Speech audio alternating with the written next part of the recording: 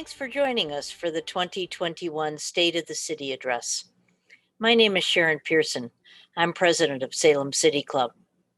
By tradition, this event is presented by three prominent Salem organizations: Salem City Club, the Salem Rotary, and the Salem Chamber of Commerce. This year, it is City Club's turn to introduce the program. Salem City Club is in the midst of its 54th season, presenting programs that keep the community informed and encourage civic discourse among its participants. This season's programs are all virtual, held in Zoom webinars. Check out salemcityclub.com for more information. And now, I am honored to introduce Mayor Chuck Bennett, who will deliver his 5th State of the City address. Thank you, Sharon. And welcome to my 5th annual State of the City report to the community on the past year in Salem and taking a look forward into the next year. It's been a year for the history books. We're closing it with the worst weather event since the Columbus Day storm in the early 1960s. Thousands of us went without power for over a week, and some for nearly 2 weeks. This event has resulted in most of us understanding even better the need for both community and personal disaster preparation.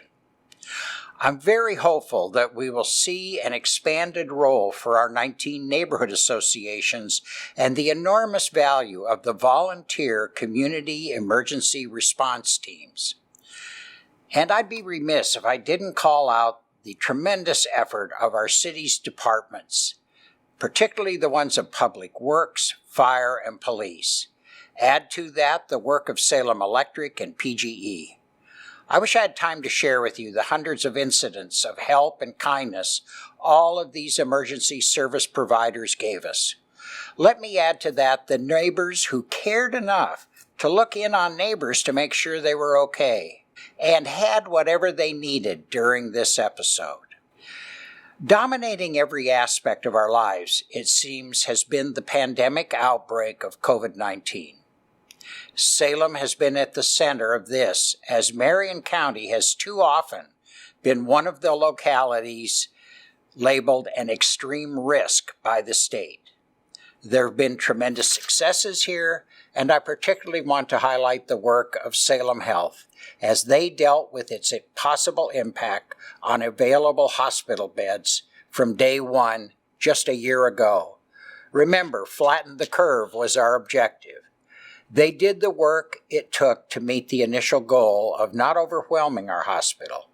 They essentially established our current vaccine center at the State Fairgrounds in cooperation with Marion County and the State Fair Council.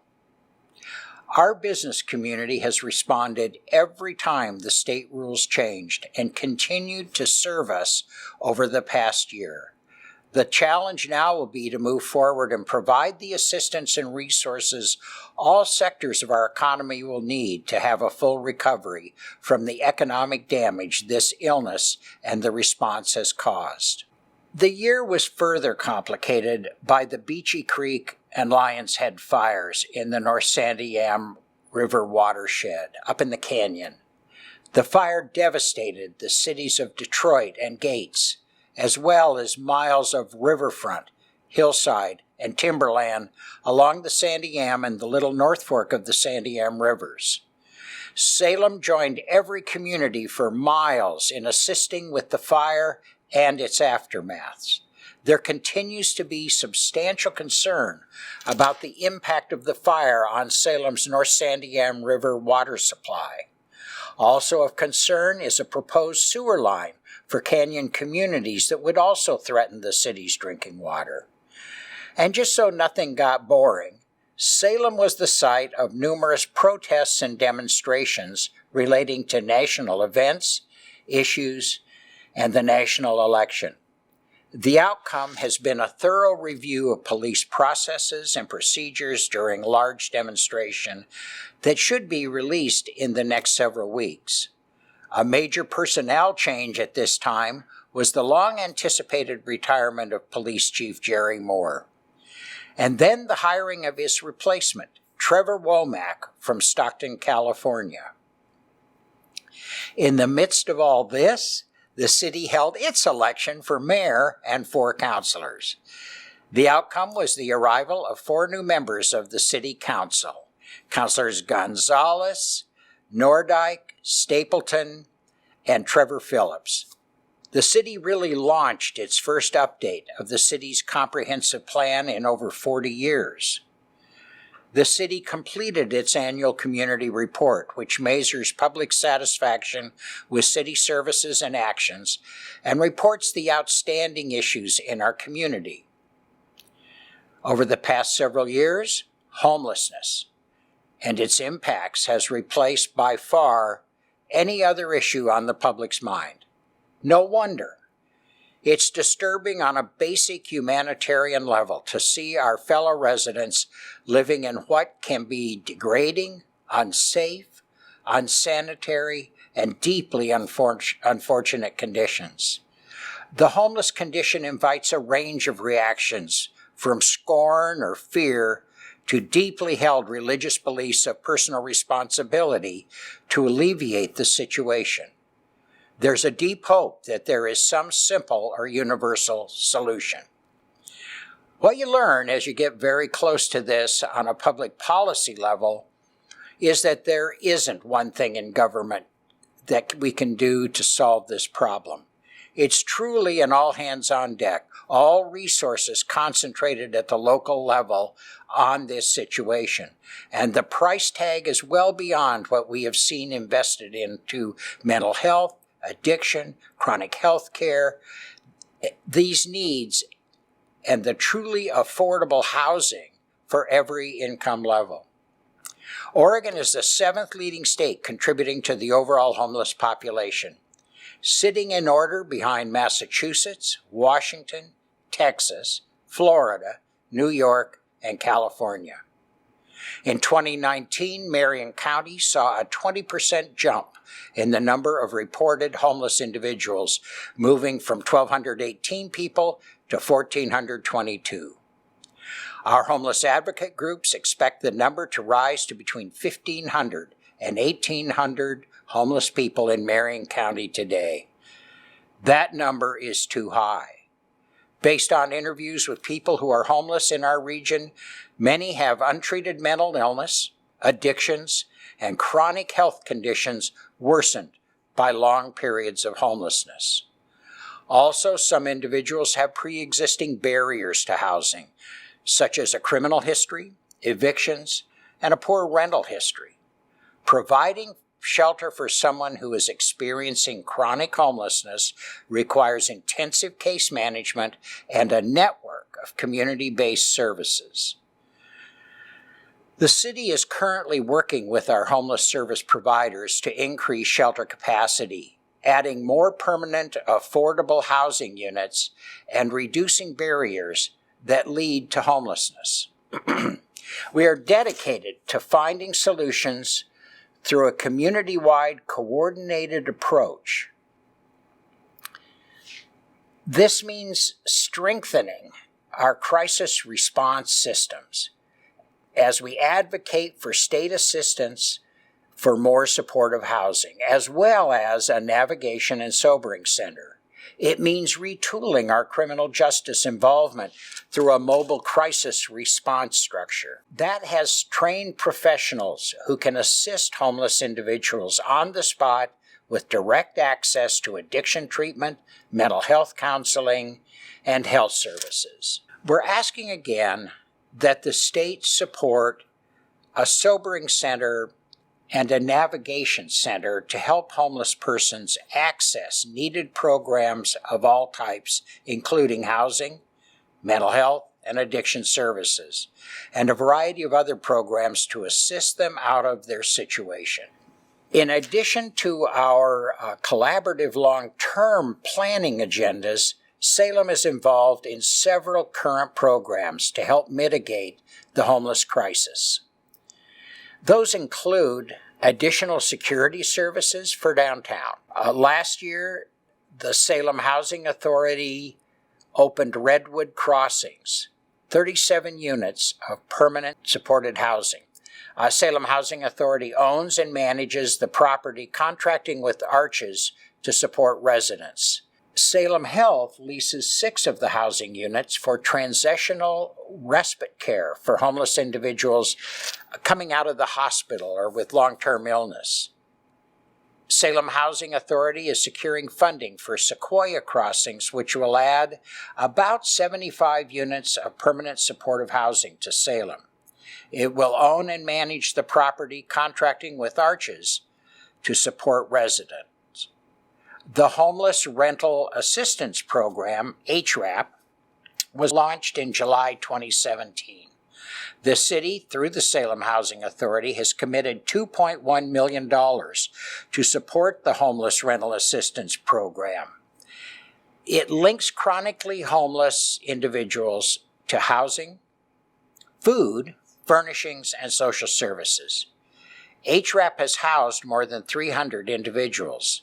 Since its inception, this, the largest Housing First program in Oregon, has had an 83% success rate moving homeless residents into permanent housing. The Salem Housing Authority operates a community partners property tax exemption program to encourage the inclusion of affordable units in market rate developments. This program provides a tax exemption and requires the Housing Authority be designated as general manager in a 5-year renewable partnership. It's an agreement to achieve the tax exemption. Salem Housing Authority does not become a partial owner or an active manager of the property. It's really interest from apartment developers and owners who make this happen, and any who are interested are welcome to let us know. The city has created a temporary homeless shelter operating today at the Oregon State Fairgrounds in partnership with the State Fair Council, Mid-Willamette Valley Community Action Agency, Church at the Park, and other local homeless advocates. The temporary homeless shelter offers a place for folks to sleep and shower for at least 100 residents in a socially distanced 30,000 square foot arena. The city also provides financial and staff support for the Salem Warming Network, which houses homeless individuals during the coldest nights of our winter. We've worked to design overnight parking policies allowing for an innovative, safe vehicle parking program permitting homeless people to safely park and sleep in their vehicles in designated parking spaces in the Salem area. We've increased staff support for departments working on the homeless crisis in Salem, such as hiring a navigator at the Salem Housing Authority to work directly with our unsheltered population on the streets and in parks, learning how we can best support their needs and get them back on their feet. There now are added patrols with the Salem Police Department and Code Enforcement checking on health and welfare of homeless individuals in public spaces. We're trying to make sure these folks are at least checked on regularly. We are awarding more than $400,000 each year in grants to local nonprofits to provide emergency assistance and essential services to Salem residents and families in need. We're beginning a new permanent supportive housing units in structured small communities. You'll hear more about that, I think, over the next several weeks. The city also is providing short-term financial assistance with City of Salem utility bills for households experiencing financial hardships. We're offering tax incentives to developers who will build affordable housing in our area. And we're adapting building standards for single-family property owners to add additional units on their property, such as a basement apartment or converting a single-family home into a duplex. We also are providing more than 3,000 Salem households with affordable rent through our Salem Housing Authority. That's 3,000 people who could be potentially homeless in this community. We're pouring time and resources into understanding our region's growing homeless population, identifying subgroups, including youth, families, and older adults who need our support. We're very active in the Mid-Willamette Valley Homeless Alliance, which is vice-chaired by our council president, Chris Hoy. Ultimately, we're setting goals and adapting policies to meet a series of goals. We need to reduce the need for sheltering in unsuitable locations. That would include our city parks. Reduce the average time a person is homeless. We're talking to people who've been on the streets for 10 or 15, 20 years. Reduce the number of homeless individuals in our community. Just help more people get into housing. Increase adult employment and the percentage of persons who become sheltered. It's been a banner year for our police department. As I mentioned, Jerry Moore closed out his more than 40-year career in Salem with 15 years as chief. The department moved into its new police center on Division Street and welcomed new chief Trevor Womack. Along with these changes, police officers and leadership dealt with an unprecedented number of demonstrations, protests, marches, and riots. Residents, parks, neighborhoods, businesses, and traffic were impacted, and everyday life in Salem was regularly being disrupted. The police had the unenviable job of balancing the competing interests of the public's safety and individual constitutional rights. Our city has gotten through this period. In other communities, it caused real wreckage. We've seen it in other towns in Oregon and nationally. We did it successfully because our police department did an outstanding job.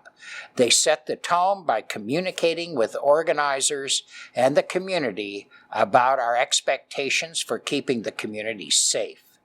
They clearly stated the goals and objectives to prevent and stop violence and damage to public and private buildings, and then followed through on what they said.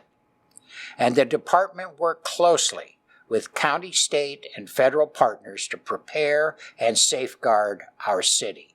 Salem leaders need to move beyond doing more with less.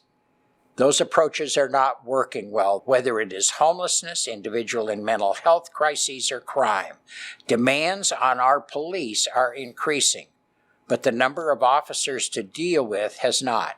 In 20 years, the city has grown by more than 30,000 residents, yet the number of officers has only increased by 13 during that same period.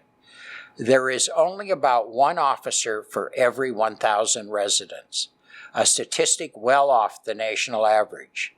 There's an increasing demand due to serious crimes. Officers are stretched thin, and that impacts the levels of police service this community needs and deserves.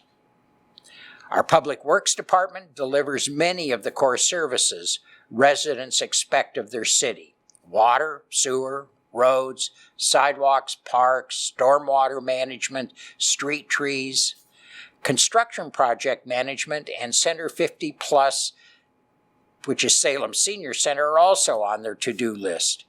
The department was recognized nationally with the American Public Works Association Accreditation Award.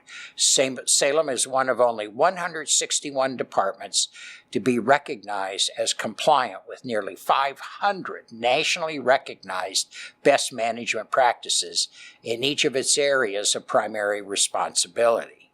The drinking water section has launched significant programs to improve drinking water resiliency and to make sure projects are there to back that up. Topping the list is the ozone water treatment system at Guerin Island. Progress on the new Frank Malden ozone water treatment system. By the way, Frank Malden was the head of Public Works a number of years ago and just died recently. Very proud to name this after him. Is proceeding at a fast pace at the Guerin Island Water Treatment Facility. Ozone treatment was chosen as the preferred water treatment process because of its ability to effectively treat algal toxins and other contaminants. You remember the algal bloom. Algal toxin levels have increased in the city's watershed, as evidenced by the impacts to the city's water supply in 2018. The city has invested over $45 million in the ozone system, and it is scheduled to be in operation early this summer. The city also is investing in a new groundwater well at the Guerin Island Water Treatment Facility. It is expected to deliver up to 10 million gallons per day. This new well will be used to augment peak summer water demand and also supply water if the North Sandium River water is not suitable for use due to turbidity, drought, or an emergency spill, and that could occur in this watershed. This $14.5 million project is expected to be completed in the spring of 2022. We are investing $25 million to reconstruct one of our aging sand filters at Guerin Island. The state of Oregon will be investing $20 million in this facility, and we're excited to start design on the project this summer. The work will be completed in 2023. We also are spending another $12 million to improve our aquifer storage and recovery facilities in South Salem. We can store over 750 million gallons of water in the underground aquifer, and we're making improvements to our water treatment system at the aquifer and the adjacent pipe systems to make it useful. This aquifer is used primarily during the summer months to meet peak water demands, but it also adds resiliency to our water system. These improvements are scheduled to be completed later this year.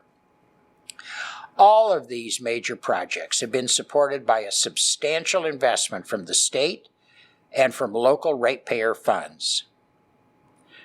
Salem's new biogas cogeneration facility at Willow Lake went online this past year and is producing renewable energy from the byproducts of wastewater treatment.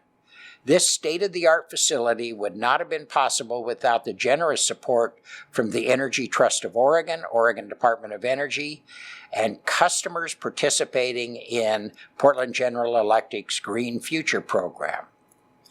This facility is expected to save the city more than $300,000 a year in average annual energy costs and keep tons of pollution-causing gases out of our atmosphere every year. And now Salem residents can access daily updates from the facility on the electricity production and carbon offsets from the City of Salem website.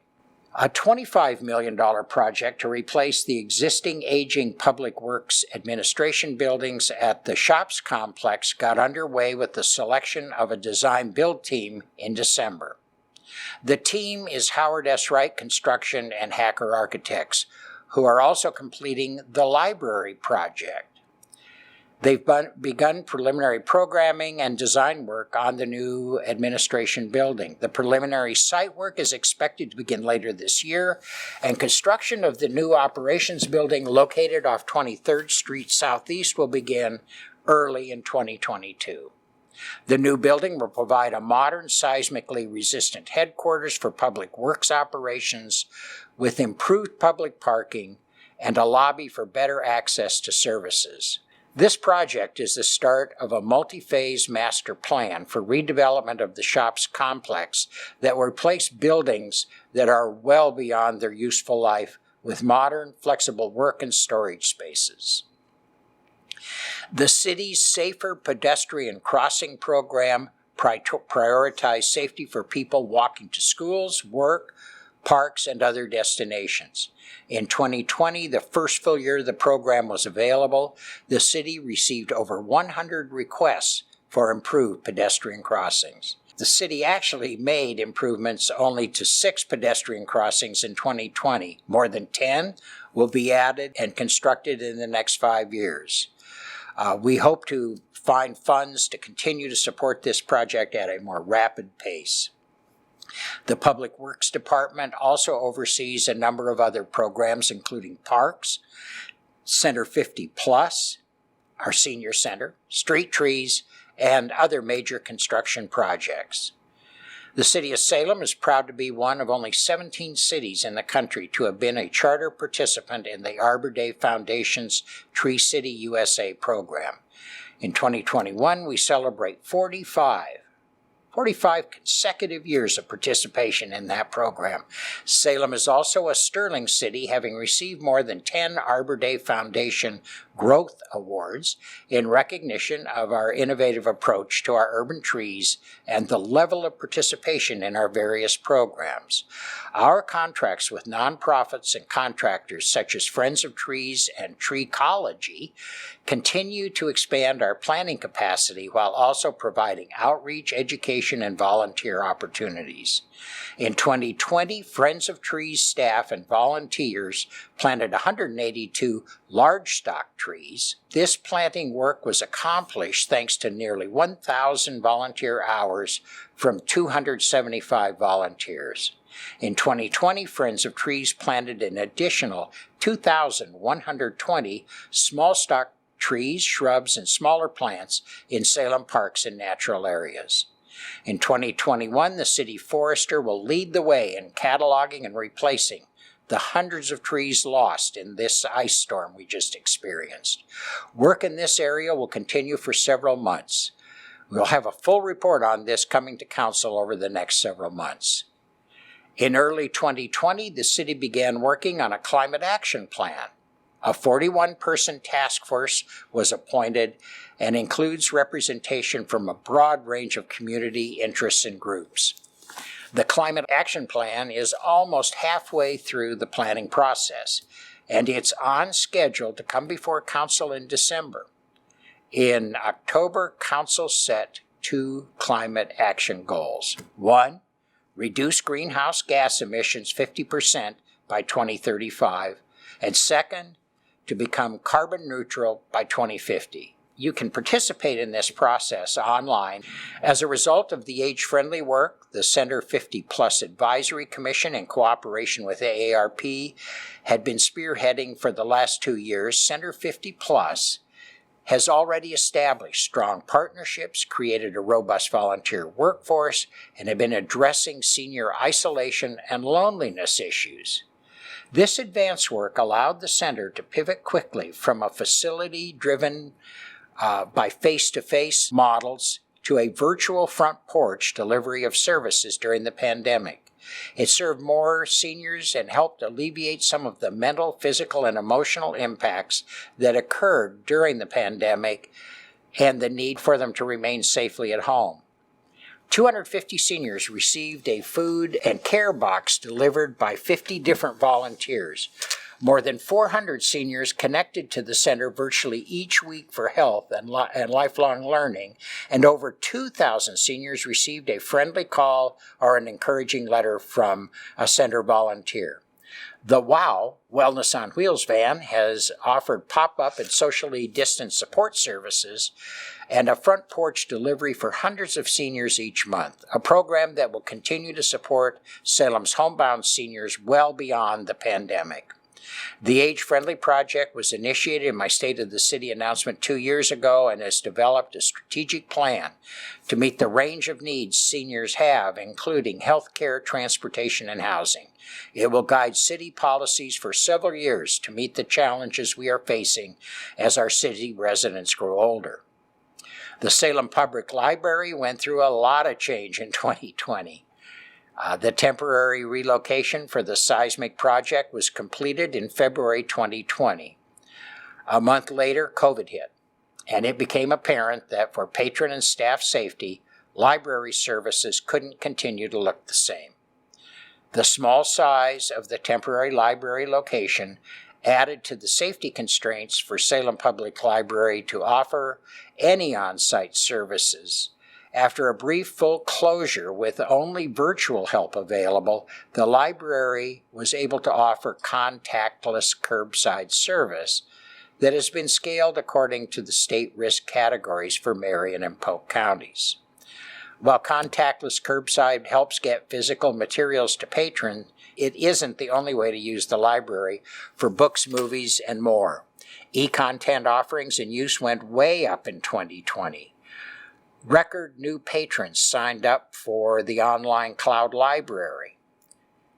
1,920 in 2020, up from 1,131 in 2019, and it's just growing as we talk here. Items checked out from the cloud library are more than doubled in 2020. 63,812 checkouts in 2020, up from 27,876 in 2019.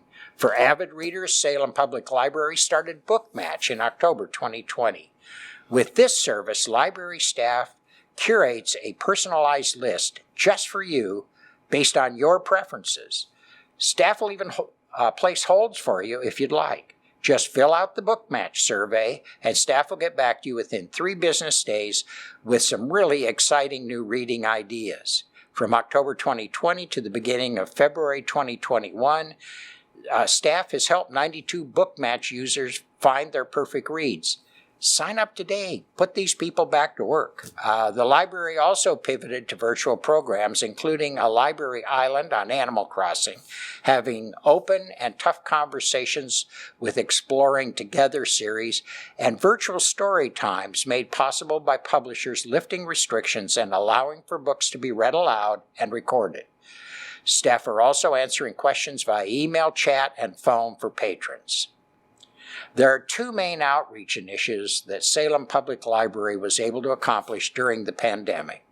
The first was an early literacy outreach started in fall 2020 using leftover prize bags and books left from the 2020 Summer Reading Club.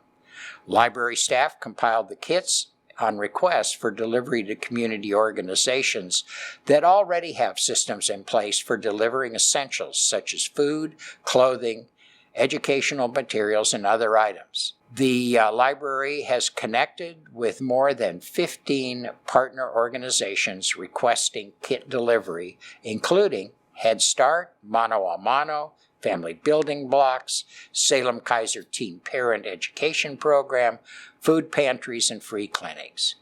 Each kit contains a backpack, 2 to 3 paperback books, an activity booklet with literacy-based activities, literacy tips for parents, and information about online library services and the library curbside services. Ready-to-read funds were used to purchase the books and print materials for the early literacy kits. While the program has paused due to the extreme risk categorization in Marion and Polk counties, there may be opportunity to restart it in a lower risk category and do some one-off events. In the 2 months the program was active in 2020, 737 kits were delivered to partners. Operation Bookshelf, our senior outreach program in partnership with the Assistance League of Salem and Kaiser, had to pivot due to the high risk of patrons served. Operation Front Porch was born, along with an effort to conduct wellness phone calls to homebound individuals enrolled in the program. Operation Front Porch aims to deliver bags to front doorsteps and desks contact-free. The program also delivers crates filled with books to senior living centers. Special projects like cheerful gift bags decorated by tab members and handwritten holiday cards have really accompanied the delivery efforts. 2,178 library items were delivered to individuals and facilities.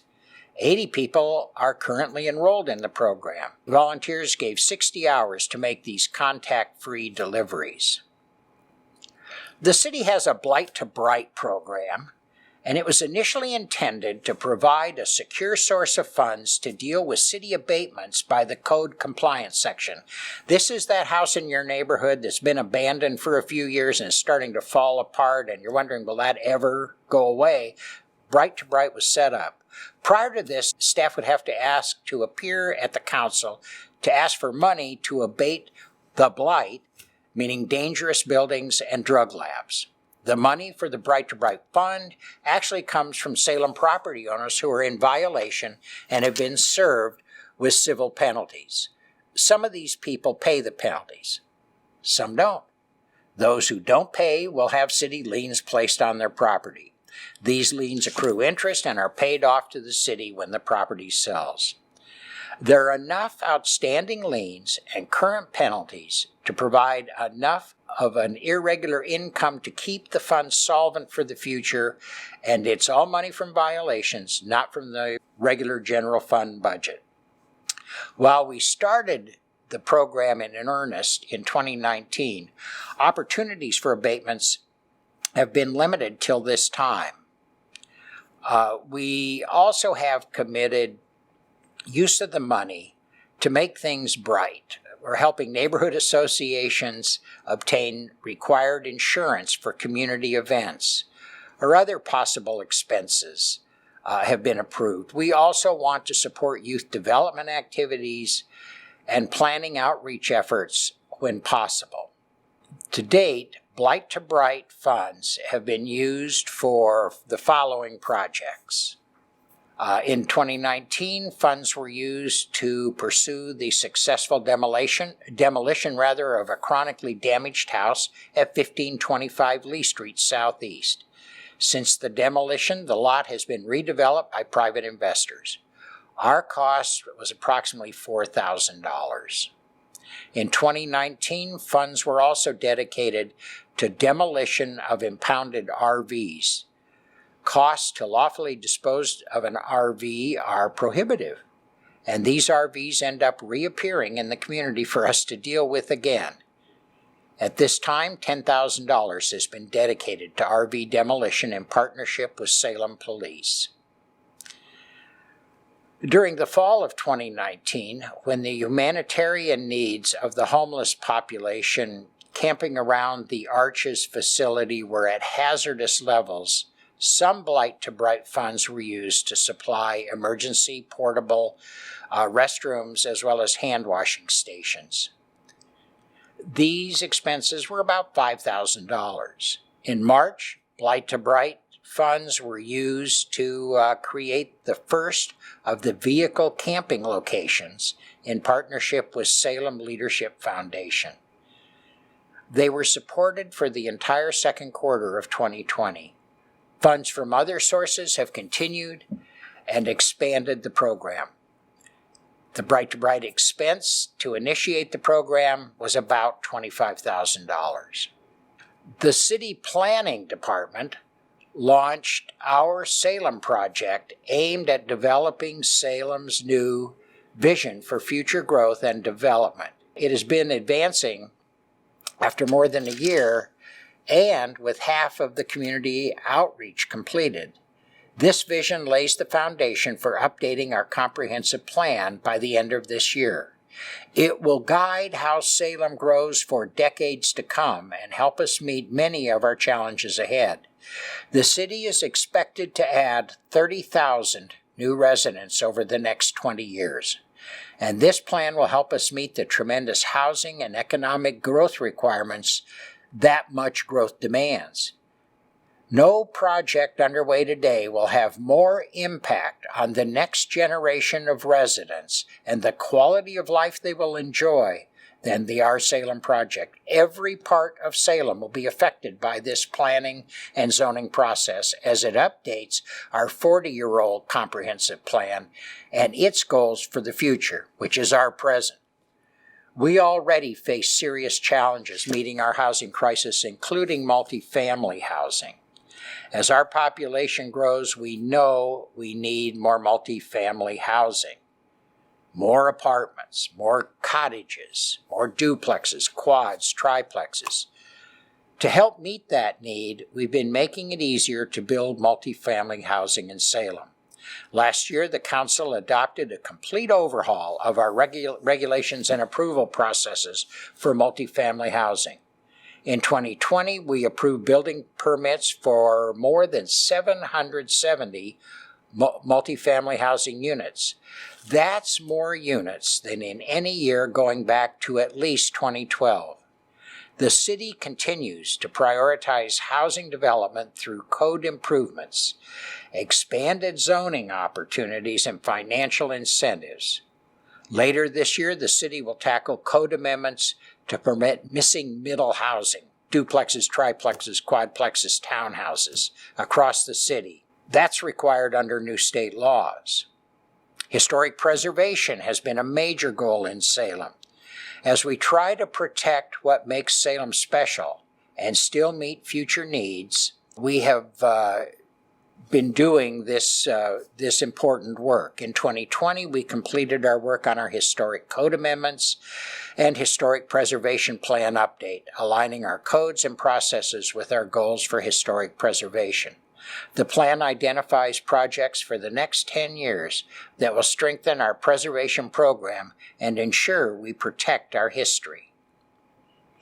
The city continues to provide financial support to homeowners of historic houses through our grant program and are now looking forward to establishing a new Preservation Green Grant. It's a new fund to assist historic property owners with projects to improve the sustainability and energy efficiency of their historic properties. The city has continued also to strengthen our relationships with the federally recognized tribes that have deep historic roots in Salem. This past year, I signed memoranda of understanding with the Confederated Tribes of the Grand Ronde and the Confederated Tribes of the Silettes. In 2021, we look forward to negotiating a third agreement with the Confederated Tribes of the Warm Springs. These agreements recognize the important place the tribes have had in our history and how we will cooperatively deal with issues of growth and development in the future. In 2020, despite the pandemic, the city completed work on our first private-public archaeology project. It was at the Jason Lee House site. The effort helps us better understand the history of our city and its founders. The past year has shown us again how vital our city fire and emergency services are to our community. Response times here remain a major issue as we look forward to population growth and aging. Our fire services are also our first responders in health emergencies. The last successful bond for fire trucks was in November of 2006. The current fleet of fire trucks and other equipment has served us well for 15 years, but it's time to begin the work it will take to reinvest in our fire department's trucks and equipment. The Emergency Operations Center has been activated now for nearly a year due to COVID-19. It's our single longest activation on record. Let's hope it remains the single longest activation on record. We will continue to remain activated until we are through this pandemic. City employees across all departments are part of this activation, including fire, police, management, legal, human resources, public works, community development, and finance. The EOC commander is Deputy Chief Ree Godfrey. His team has done an exceptional job of ensuring the safe and orderly operations of the city, and that they continued during the pandemic. The city operates a regional 911 emergency dispatch center serving the city of Salem and many communities in Marion, Polk, and Lincoln counties. We operate the center under the name Willamette Valley Communications Center, and at the beginning of the year, we moved it under the Salem Fire Department. Our 911 center staff is currently working on the replacement of the core computer system, which tracks all the 911 call information, recommends the appropriate police, fire, or ambulance services, and tracks all the field units and their status. The system also includes a mobile data application that will go in each police car and fire apparatus to be used as part of the communication system, and information sharing that goes on between the 911 center and field personnel. This project is in the evaluation phase, and we expect to have a new system selected by midsummer. It will then take roughly a year to implement. This project will cost about $3.5 million and will serve the 911 center for the next decade or more. Funding comes from participating agencies and the 911 tax. During the COVID-19 pandemic, The Information Technology Department, our IT department at City Hall, successfully led the city in a switch to virtual services. It's with minimal interruption, too, that they did this. City staff adapted quickly into a remote work environment and embraced the new service delivery model. This has resulted in efficiencies and improved collaboration within all of our city departments. The IT department continues to innovate and transition to e-government solutions to bring more community-facing services online. These solutions use information and communication technologies to serve the public. Solutions recently deployed include enhancement to e-permits, a digital public records request solution, and the open data website for the facilitation of data sharing among the public and government agency. The city's vision is to continue to improve digital services and provide technology solutions that enhance the residents' experience. The city's maintained a favorable bond rating during the past year on its current $60 million utility revenue bond issue. These funds will finance projects that we talked about earlier dealing with water treatment and a supplemental water supply. The Urban Renewal Agency also recently completed a $14.4 million annual de jure borrowing that allows it to access funds to make public investments in designated geographic areas to remove blight, to improve property values, and to leverage private investment.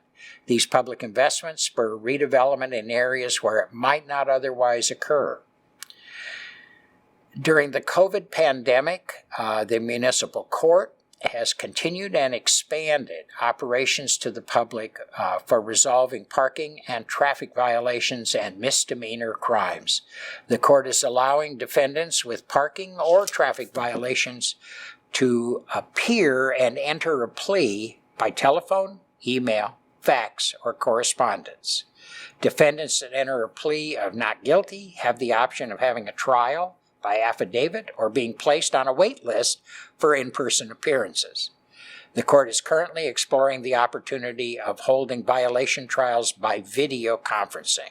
The City of Salem has published its comprehensive annual financial report, which for those of you interested in public finance is probably the most interesting report you'll find. It's for the fiscal year ending June 30th, 2020, and received an unmodified opinion from its auditors. That unmodified opinion is good news. This opinion indicates that the basic financial statements present fairly in all material aspects the position of the city and the results of operations of the various funds and units, and it's all in conformity with generally accepted accounting practices. The city is currently being reviewed consideration for a Certificate of Achievement for Excellence in Financial Reporting Award. They've received this award 30 times in the past several years.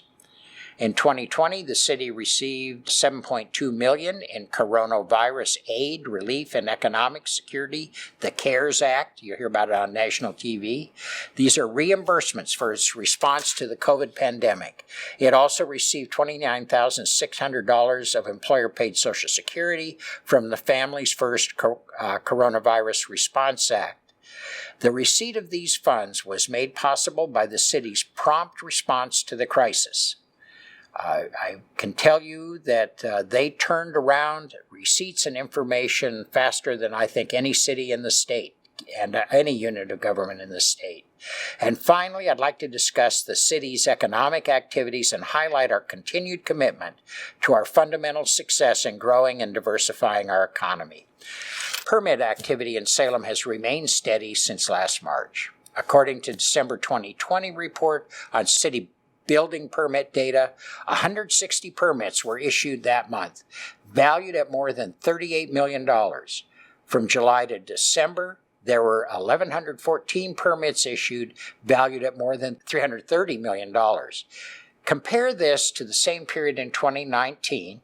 There were more permits, 1,183, but they were valued at less, at $215 million. We are seeing fewer, more valuable projects being built. The city continues to permit new multifamily housing units at a steady pace.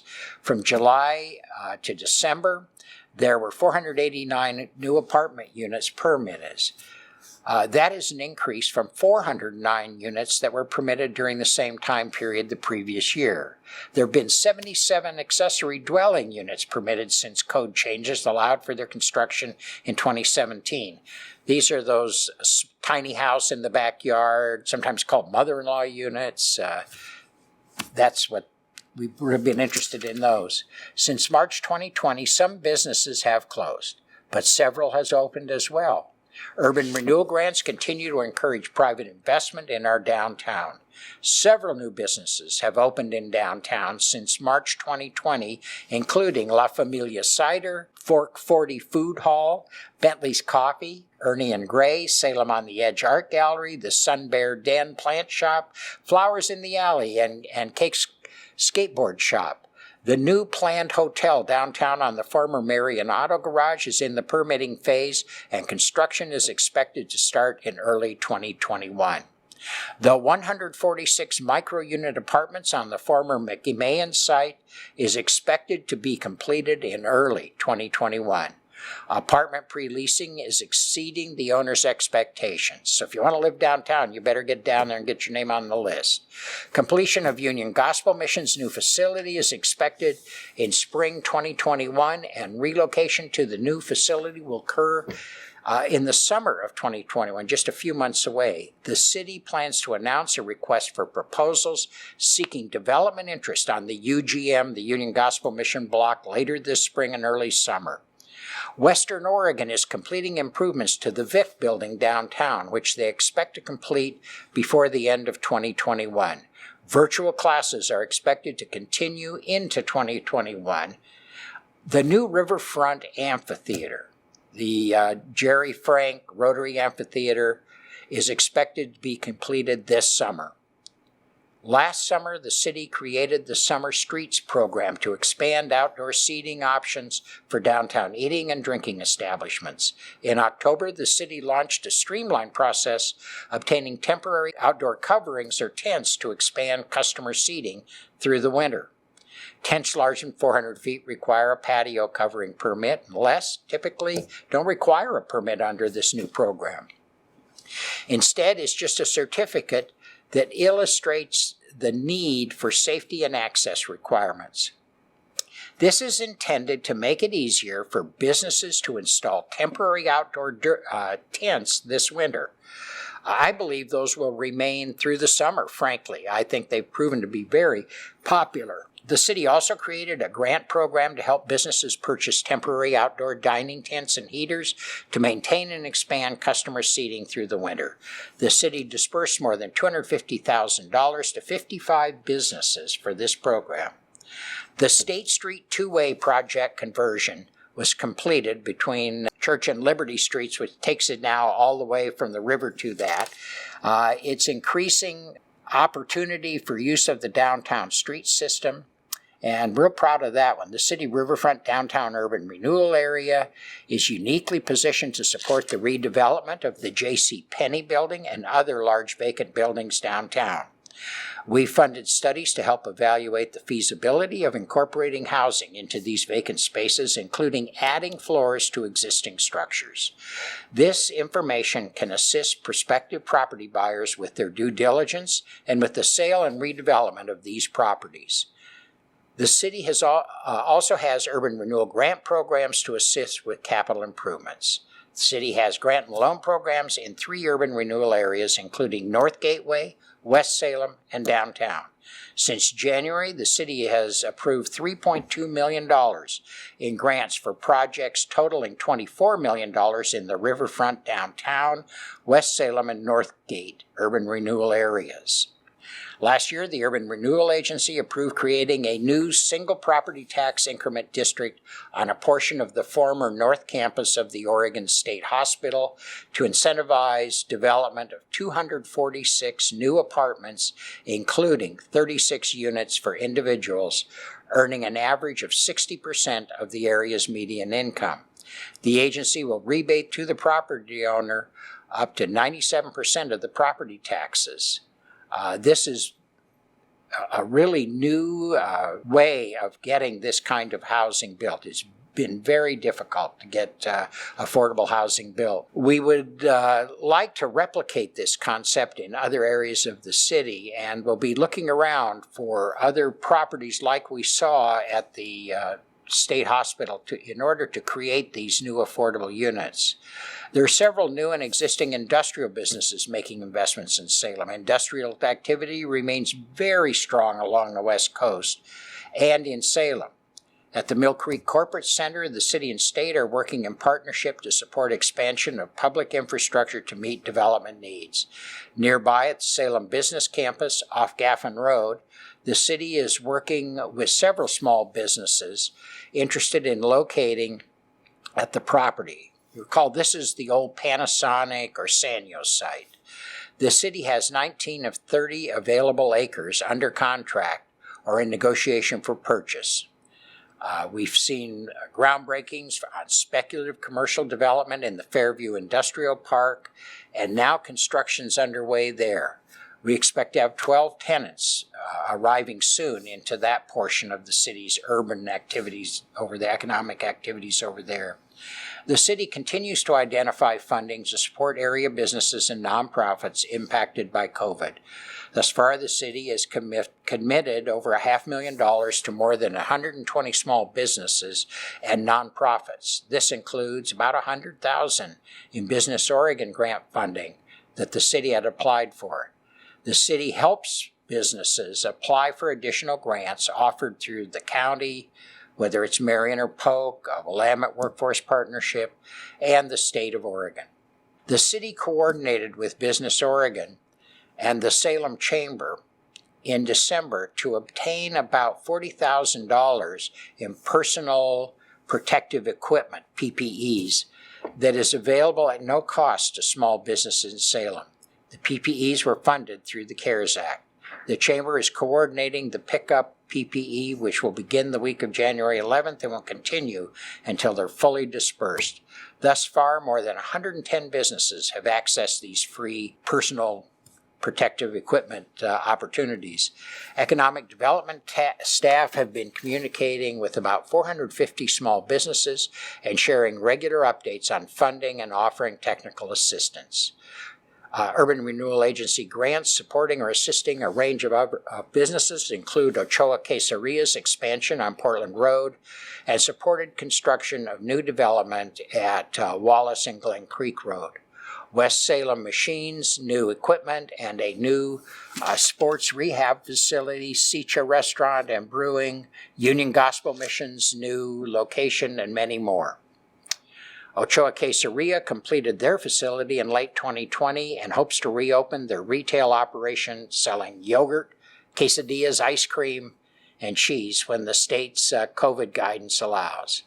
The city, SEDCOR, and other area partners continue to expand programming and mentorship for area entrepreneurs, including several virtual events and informational sessions since March. A new fund for startups, the Mid-Valley Angel Fund, was established to assist. A competition was launched this spring to allow area startups to compete for up to $50,000 in investment from the fund. One local startup, Hoss Sauce, was awarded funding through this program to help expand inventory and marketing. You can now find it on grocery shelves here in town. Another round of funding from local and regional investors will be raised this year to help additional startups. In all, in every area, Salem has continued to be the progressive, business-friendly community that has made it a success. As conditions change around COVID, all indications are that we will have a major bounce in our employment and economic health. As we move ahead, we will continue to be a city leaning forward into the future. We will change, but our bottom line values will remain intact. I pledge to each of you that our city government is going to be part of a future we can all be proud of and prosper in. Thank you.